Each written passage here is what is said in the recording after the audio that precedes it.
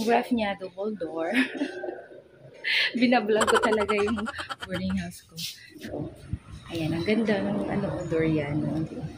Diba, lalaki? Ayan. Valentine's bouquet flower ni David na binigay sa akin. Hindi ko pa natapon.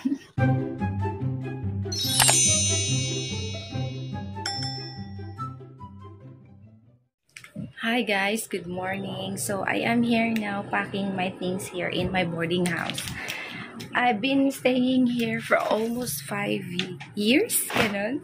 Ganon katagal.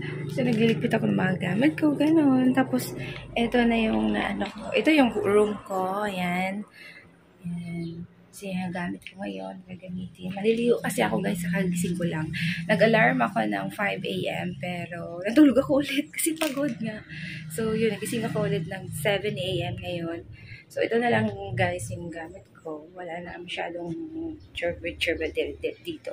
Yung yung electric fan ay sa landlady ko, and then yeah. So that's my bed, double size bed, and my cabinet siya, may vanity mirror. Tapos dito yung cabinet na dalawa, yung built-in cabinet. So ganyan kalaki yung aking cabinet. Meron pa nga akong kurtina, hindi ko nalis na. Tapos dito sa taas, ito yung double door. Ito yung room kung saan nakastay din yung landlady ko. Pagpasok mo dito sa gate, yan, ay sa door, main door, sa second floor, ito yung kanyang lobby. Yan, dito ako nagpipicture din. Bag ko pa yan, tapos yung box ng fruits na dadalhin ko. Ayan, tapos dito yung sala. Diretso ka dito sa kabilang side. Ito, may room dito na maliit. And then, room ng landlady ko ang next. 5 rooms ang nandito sa taas. And then, itong room ko. And then, kay Donna yung isa. Ito. Katabi lang kami ng room. So, fast forward dito sa may kusina. Dito kami madalas nagtatambay, inom. Ganyan. So, nagpapack ako ng durian. Ayan. Itong ref niya, double door. Binablog ko talaga yung boarding house ko. Kasi, ito na yung finale. So, bumili ako gabi ng durian. Pinaano ko na siya. Tapos nilagay ko na lang dito sa kanyang ref kasi free naman kami dito sa kanyang ref. Diba ang bait ng landlady ko. Ayan, ang ganda ng durian. Ang sarap niyan. Sobrang sarap.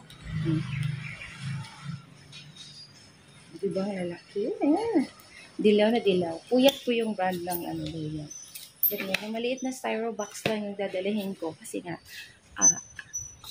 ayaw ko na dumala ng maraming sobrang dami. Dati hindi nadala ko na sa 15 kilos, 18 kilos na durian na ganito. Tapos malaking styro box yung dala ko. Pero this time, ito lang, maliit lang yung dadalhin ko. Tapos nasa 6 lang siya. 6 na packs na ganito na 750 pesos.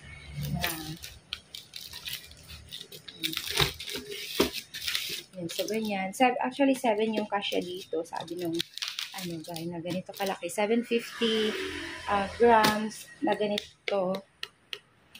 And then, 7 pieces yung kasya dito. 7 or 8 pieces.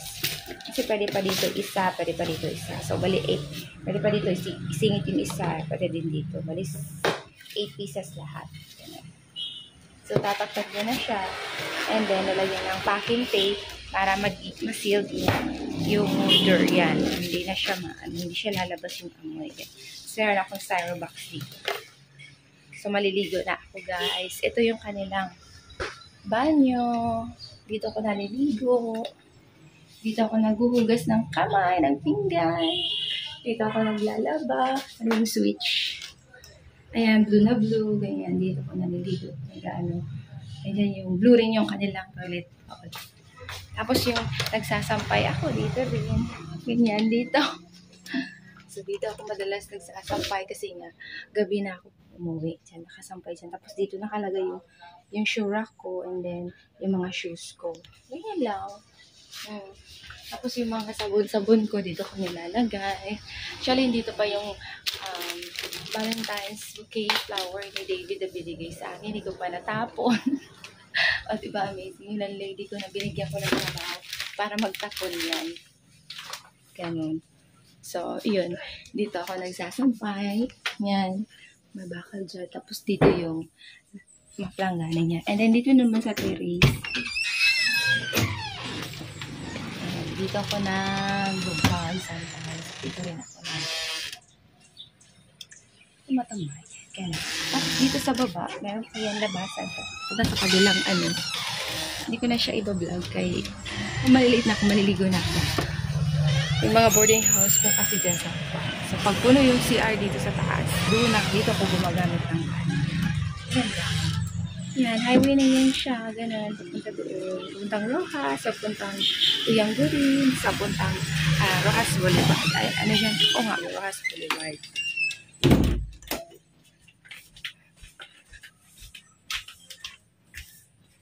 So, balik na tayo and maliligo na ako. Tingnan, check natin yung ano ko, yung timbang ko kung ano. Lang timbang na ako.